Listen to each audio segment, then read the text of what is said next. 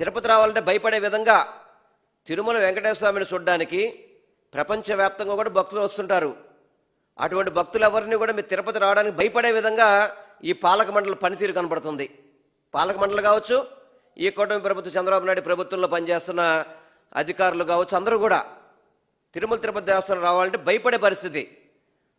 ఒక 2 రోజులు సెలవు వచ్చి ఎవరన్నా తిరుపతి వద్దామంటే వాళ్ళకి ఎక్కడైనా సౌకర్యాలు లేకపోవడం, అరాకొర సౌకర్యాలు.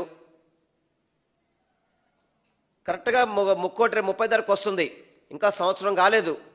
6 చనిపోయారు తిరుపతి దేవస్థానంలో. ఎప్పుడైనా కానీ ఇలా 6 చనిపోయిన ఘట్టం మనం ఎప్పుడైనా చూసాం తిరుమల తిరుపతి దేవస్థానంలో? ఎప్పుడైనా జరిగింది అసలుకి? 6 చనిపోయారు.